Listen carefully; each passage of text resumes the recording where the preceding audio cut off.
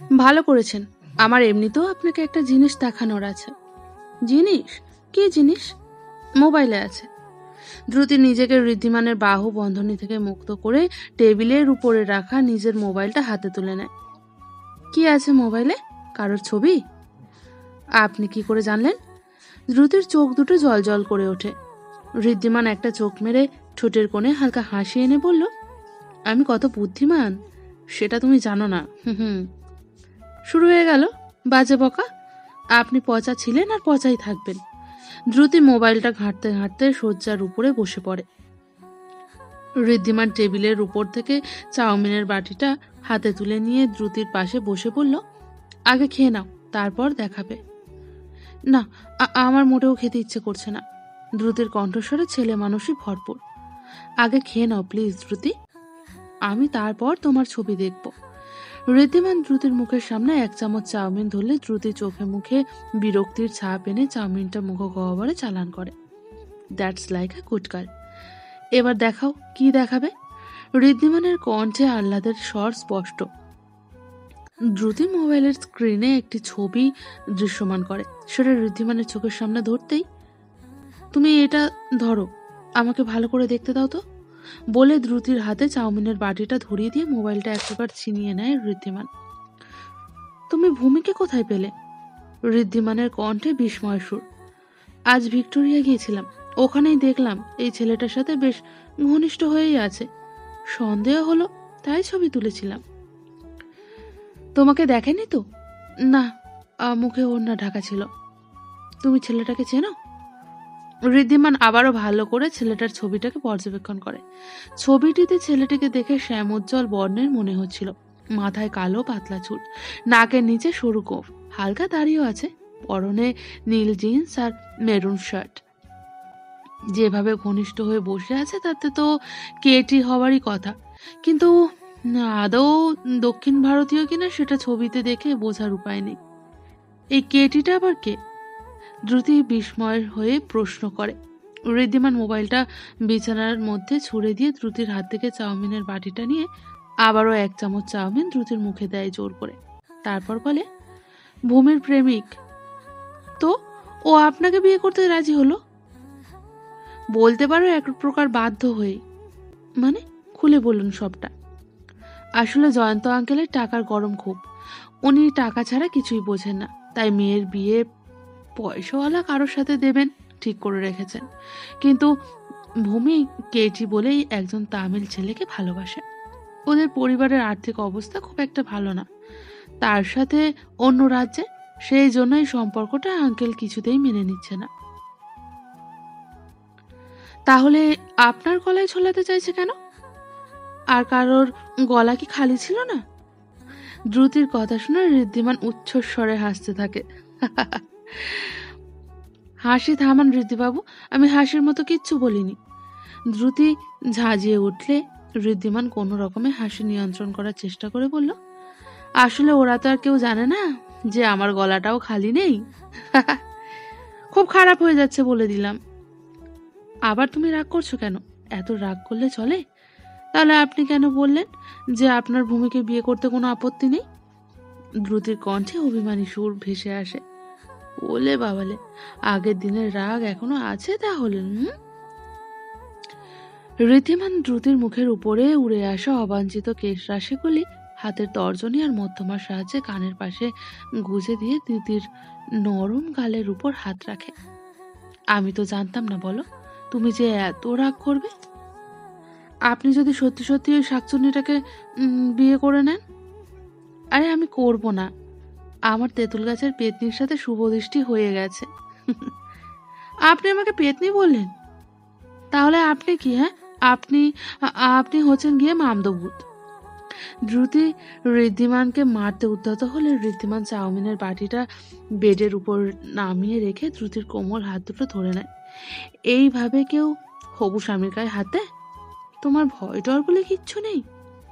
মোটেও আপনি আমার হবু স্বামী না। দ্রুতি নিজের হাত দুটো এক ঝটকায় ঋদ্ধিমানের কাছ থেকে মুক্ত করে নেয়। ভেবে বলছো তো? তাহলে আর কি, ভূমিকেই না হয়। না, ঋদ্ধিমানের কথা শেষ হওয়ার আগেই দ্রুতি উত্তেজিত কণ্ঠে বলে ওঠে, তাহলে কি করব আমি? সারা জীবন কুমার থাকবো? দরকার হলে তাই থাকবেন। আর তুমি কি করবে? আমিও কুমারী থাকবো। তারপর? তারপর কি? আপনি উত্তর মেরুতে আর আমি দক্ষিণ মেরুতে গিয়ে তপস্যা করব। হুম, এটা মন্দ বলনি কিন্তু।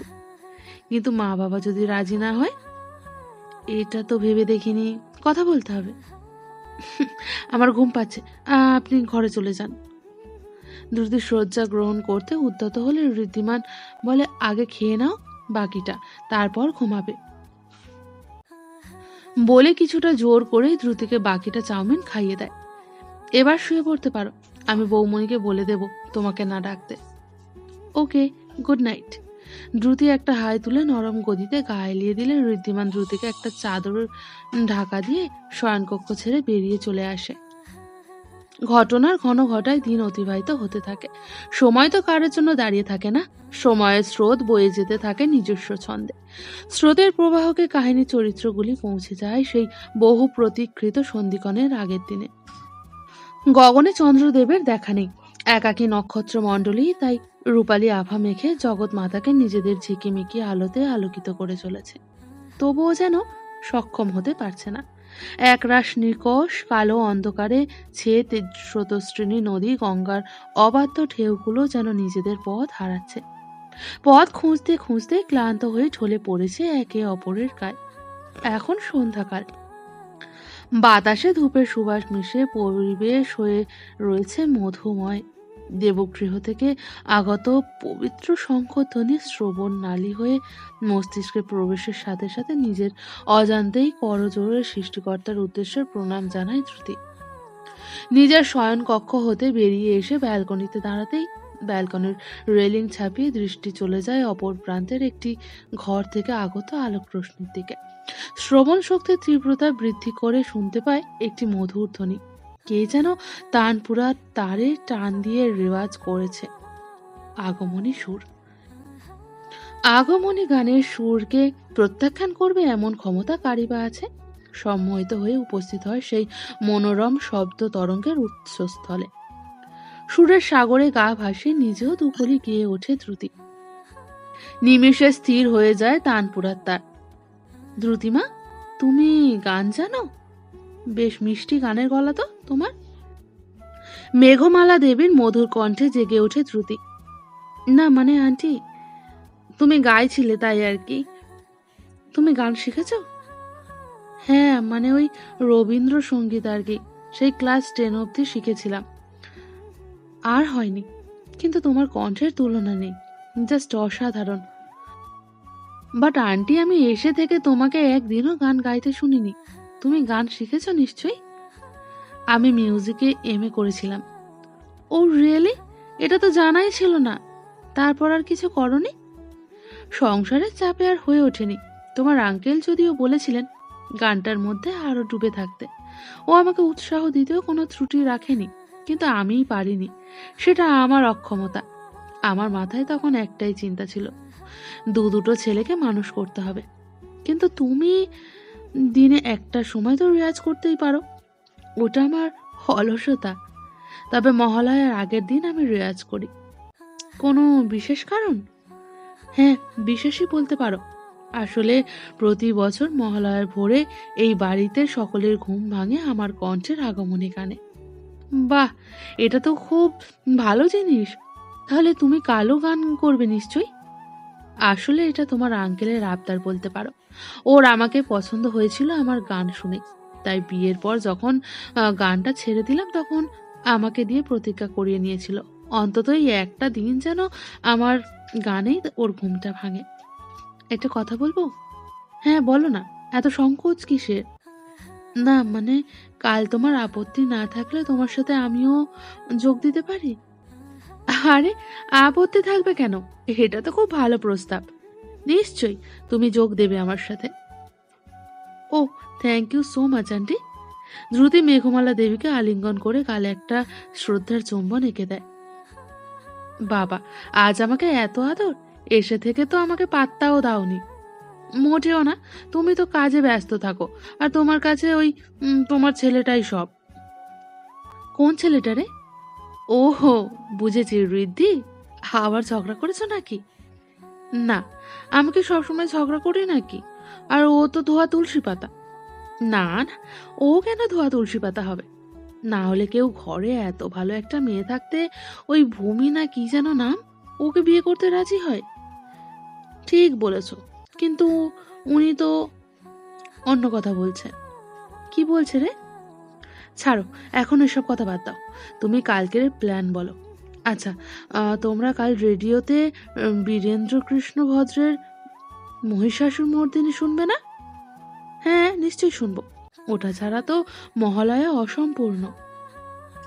আসলে কি বলতো, প্রতি বছর মহালয়ার ভোরে আমার গানে ওরা ও ঘুম থেকে ওঠার পর আমরা সকলে মাছ উঠানে গোল হয়ে বসে রেডিওতে মহিষাসুর মর্দিনী শুনি। এটা তো দারুণ অনুভূতি হবে। আমার ভেবেই গায়ে কাঁটা দিচ্ছে। কিন্তু একটা কথা বলো, তোমার ওই অতি প্রিয় ছেলেটা কি করে? ওটা তো কুম্ভকর্ণ। উঠে আসে ঘুম থেকে, কিন্তু তারপরেই ঠাম্মির কোলে মাথা রেখে আবার ঘুমিয়ে পড়ে। আমার নামে কি বলা হচ্ছে শুনি? হুম? ঋদ্ধিমানের অপ্রত্যাশিত আগমনে মেঘমালা দেবী আনন্দিত হলেও দ্রুতির মনে মনে একটু অসন্তুষ্ট হয়। চলে এলেন মহারাজ, আপন মনেই বলল দ্রুতি। কি বিড়বিড় করছো দ্রুতি? যেই দেখছো আমি নেই, আমার মাকে হাত করার চেষ্টা। ঋদ্ধিমান মেঘমালা দেবীর কোলের কাছে এসে বসে পড়েন। এখানে সিরিয়াস আলোচনা হচ্ছিল, আপনি কেন এলেন? বেশ করেছি, আমার মা, আমি আসবো না? না, আসবেন না, এখানে গুরুত্বপূর্ণ কাজ হচ্ছে। না এলে ভালোই হতো বলো, আমার নামে দুর্নামটা আরো ভালো করে করতে পারতে। ফের শুরু করলি তোরা, উফ। আর হ্যাঁ রীতি, তুই এখন এখান থেকে যা, আমাকে রিভাজ করতে দে। ঋদ্ধিমান অভিমানী কণ্ঠে বলল, বেশ বেশ, আমাকে তাড়িয়ে দিচ্ছ তো, আমি চলে যাচ্ছি। এখন তো আর ভালো লাগবে না, তাই না? হ্যাঁ অবশ্যই, আমি আপনার থেকে অনেক ভালো। আপনি এখন আসুন, দুগ্গা দুগ্গা। দ্রুতি ঋদ্ধিমানের দিকে ফিরে একবার মুখ বিকৃতি করে। আমি দেখে নেব তোমাকে, আমারও সময় আসবে। দ্রুতির উদ্দেশ্যে কথাগুলো বলে ঋদ্ধিমান ঘর থেকে চলে গেলে মেঘমালা দেবী তানপুরাটা হাতে নিয়ে আপন মনেই হেসে মৃদু কণ্ঠে বললেন, এদের বিয়ে হলে কি করবে কে জানে, দুটোর কেউই বড় হলো না। কিছু বলছো আন্টি? দ্রুতি হঠাৎই প্রশ্ন করে। না না, আমি কিচ্ছু বলিনি, চলো শুরু করো, যদি আমার সাথে গান গাইতে চাও তো। পিতৃপক্ষের অবসান ঘটিয়ে দেবী পক্ষের সূচনার সন্ধিক্ষণ। মহালয়ার শুভ্র প্রভাতের আলো এখনো অস্ফুটিত। উজ্জ্বল তারাখচিত কালো চাদরের তলায় পরম নিশ্চিন্তে ঘুমিয়ে আছে ভোরের আকাশ। পরিবেশে একাত্মভাবে মিশে রয়েছে শিউলি ফুলের মিষ্টি সুবাস। মৃদু মন্দ ছন্দে বয়ে চলা হালকা হিমেল বাতাসে কোথায় যেন একটা ছোঁয়া আছে কাশফুলের পরশে। দ্বিতল দালান বাড়ির মাঝখানে ছাদ খোলা উঠানে তানপুরা হাতে নিয়ে সুর ভাজছিলেন মেঘমালা দেবী। কারোর একটা পদধ্বনি শুনে তানপুরা থেকে হাত সরিয়ে আগত পদধ্বনির উৎসের দিকে দৃষ্টি নিক্ষেপ করলেন তিনি। মেরুন পাড়ের বাসন্তী রঙের শাড়ি আর উন্মুক্ত পৃষ্ঠদেশ অব্দি নেমে আসা ভিজে চুলে দ্রুতির অপরূপ সৌন্দর্যে মুগ্ধ হয়ে যান তিনি নিজেই। ডান হাত প্রসারিত করে নিজের কাছে আহ্বান করেন দ্রুতিকে, আজ তানপুরাটা তুমিই বাজাও। মেঘমালা দেবী প্রস্তাবে বিচলিত হয়ে ওঠে দ্রুতির মন। আন্টি, আমি? আবার আমি কেন? আমি তোমার সাথে গলা মেলাতে পারি, কিন্তু এটা সম্ভব নয়। না, তুমিই বাজাবে। কোনো না, আমি শুনছি না। কণ্ঠস্বরে আদেশের ছোঁয়া পেয়ে অমান্য করার শক্তি হারায় দ্রুতি। মেঘমালা দেবীর হাত থেকে টানপুরাটা নিয়ে টান দেয় টানপুরা তারে। অমনি বাতাস ভরে যায় টুংটাং শব্দে। সরস্বতী মায়ের আশীর্বাদে বাড়ির প্রাচীর কম কম করে ওঠে সুরের মূর্ছনায়। আগমনের পবিত্র গানে সমাপ্তি টেনে চোখ মেলে সম্মুখের আঙিনায় উপস্থিত বাকি সকলকে দেখে লজ্জায় রাঙা হয়ে আসে দ্রুতির গোলাপি কাল। কোল থেকে তানপুরাটা নামিয়ে দুই হাতে মুখ ঢেকে নেয়। ঘড়িতে 4টে বাজতে আর কয়েক মিনিট বাকি। প্রেমকৃষ্ণ বাবু রেডিওটা নিয়ে আসার উদ্দেশ্যে শয়নকক্ষের দিকে অগ্রসর হলে মণিমালা দেবী নেত্রকোণে অশ্রু লুকিয়ে সম্মুখে এগিয়ে এসে দ্রুতির পাশে বসে ওর মাথায় হাত রেখে মেঘমালা দেবীর দিকে স্নেহের দৃষ্টি নিক্ষেপ করলেন। এই সন্ধিক্ষণে মণিমালা দেবীর মণিকোঠায় সুপ্ত শুভ আত্মাটা আজ যেন সাগার দিয়ে উঠেছে। যে মেঘমালা দেবী আর দ্রুতির মধ্যে এতদিন তিনি শুধুমাত্র অলক্ষ্যের উপস্থিতি উপলব্ধি করতেন, সেই তিনিই আজ ওদের মধ্যেকার দেবী সত্তাকেও আবিষ্কার করলেন। সত্যি মানুষের মন বোঝা বড়ই জটিল। নিম্ন মনোমানসিকতার পরিবর্তন জোর করে করা কখনোই সম্ভব নয়। এর জন্য কিছু পবিত্র মুহূর্তেরই প্রয়োজন। প্রেমকৃষ্ণ বাবু রেডিও নিয়ে উপস্থিত হলে ঋষভ রেডিওটা নিয়ে গোলাকার সুইচটা 2-3 বার ঘোরাতেই বেজে উঠল মহালয়ার ভোরের প্রভাত বাণী, বীরেন্দ্র কৃষ্ণ ভদ্রের মহিষাসুর মর্দিনী। ধীরে ধীরে ভোরের আলো ফুটে উঠেছে আকাশের বুকে। ভাসমান স্বচ্ছ কুলফি আইসক্রিমের মতো মেঘপুঞ্জের সাথে গোলাকার কমলা টিপের মতো সূর্যের দয়ের লুকোচুরি খেলতে আরম্ভ করে দিয়েছেন। রেডিওটা বন্ধ করে সকলে নিজ নিজ দায়িত্ব কর্তব্যের পথে অগ্রসর হলে দ্রুতি নিজেও শয়নকক্ষের দিকে পা বাড়ায়। ঋদ্ধিমানের কমল কণ্ঠস্বর কর্ণঘরে প্রবেশ করার সাথে সাথেই চলার শক্তি হারিয়ে ফেলে দ্রুতি। দ্রুতি, কিছু বলবে? শান্ত স্বরে প্রশ্ন করে। Thank you so much. কি এমন করলাম? তুমি না জেনে অনেক কিছুই করেছ। ঠিক বুঝলাম না তো। আজ মনে হচ্ছে আমি জীবনে যদি কোনো পুণ্যের কাজ করে থাকি সেটা হলো তোমার প্রেমে পাগল হওয়া। বিশ্বাস করো, আমার মাথায় কিচ্ছু ঢুকছে না। ওসব বাদ দাও, আমাকে কেমন লাগছে বলো। ঋদ্ধিমান মৃদু হাসে। স্বয়ং মা সরস্বতী যেন আমার বাড়িতে পদার্পণ করেছে। আজ তোমাকে প্রণাম করতে ইচ্ছে করছে। লজ্জা যেন আরো বেশি করে পেয়ে বসে দ্রুতিকে। সম্পূর্ণ মুখমণ্ডলী রক্তিম বর্ণ ধারণ করেছে। ইস, কি যে বলো না তুমি। এত বছরে যা হয়নি আজ তা সম্ভব হয়েছে। আমি ফার্স্ট টাইম ঠাম্মির চোখে মায়ের জন্য এতটাই স্নেহ দেখলাম। সত্যি সঙ্গীত রোগ মুক্তি ঘটায়, এটা আজ আবার প্রমাণ করে দিলে তুমি। I really love you. আর কি উত্তর দেবে খুঁজে পায় না দ্রুতি। ঋদ্ধিমানকে একবার ভালো করে দেখে নিয়ে দৌড়ে নিজের শয়নকক্ষে চলে যায়। আজ সকাল থেকে দিনটা বেশ ভালোই কেটেছে দ্রুতির। মণিমালা দেবীর এই অকস্মাৎ পরিবর্তনের কৃতিত্ব বাড়ির সকলে ওকেই দিয়েছে। সকলের মনের মধ্যে একটা খুশির স্রোত বইছে। উপচে পড়া আনন্দ গা ভাসিয়েছে সকলেই। শয়নকক্ষের ব্যালকনিতে মনমরা হয়ে দাঁড়িয়ে আছে দ্রুতি। সকাল থেকেই দেবর্ষীর জন্য মনটা ভীষণ ছটফট করছে ওর। প্রতি বছর মহালয়ার দিন কত আড্ডা মারত সব ভাই বোনেরা মিলে। ইস, ও থাকলে কি ভালোই না হতো। নিজের অজান্তেই মুখ ফুটে কথাগুলো বেরিয়ে আসে দ্রুতি। আচমকা বাড়িতে প্রবেশের প্রধান দরজায় কড়া নাড়ার শব্দ কর্ণকুহরে যেতেই সাথে সাথেই দৌড়ে নিচে এসে বৈঠকখানায় চলে আসে দ্রুতি। মা, বাবা, কাকু, কাকিমা, দেবর্ষী, তোমরা সবাই। আমি এই মাত্র তোমাদের কথাই ভাবছিলাম। খুশিতে টকবক করছে দ্রুতির হৃদয় এখন। পরিবারের সকল সদস্যকে একসাথে দেখে নিজেকে আর ধরে রাখতে পারে না দ্রুতি। ছুটে গিয়ে মুখ লুকায় সুনিতা দেবীর বুকের মধ্যে। বাহ বাহ, আজতেই শুরু হয়ে গেল দ্রুতি। মা কি তোর একার নাকি? মন তোর একার খারাপ করে, আমার করে না? অভিমানী কণ্ঠে কথাগুলো বলল দেবারতী। গাল ফুলিয়ে মুখ ফুলিয়ে দাঁড়িয়ে থাকে। না মা, তাই কখনো হয় নাকি? তোরা দুজনেই আমার কাছে সমান। সুনিতা দেবী বাহু প্রসারিত করলে ছুটে এসে মাকে জড়িয়ে ধরে দেবারতীও। ওরে, আমাকে কেউ দেখ রে, পাশেই থাকি, তবুও একদিনও ডাকিস না। ঠিকই বলে, নিজের গায়ে মধু, অন্যের গায়ের মধুসূদন। সীমার অপ্রত্যাশিত আগমনে দুই বোনের মনই আনন্দে নেচে ওঠে। হয়ে গেল, নেকু কাকিমা চলে এলেন। দেবর্ষীর কণ্ঠে ব্যঙ্গের ছোঁয়া পেয়ে সীমা চোখ রাঙিয়ে এগিয়ে গেলে সীমার মাই পথ আটকান। শুরু হয়ে গেল না তোদের ছেলে মানুষই? ও তো ছোট। আর তুই ভুলে যাস তুই কলেজে পড়িস? আরে এমন কি বড়, সবাই তো ছেলে মানুষ। ছেড়ে দিন, কিচ্ছু বলবেন না। আপনারা সবাই ভিতরে আসুন।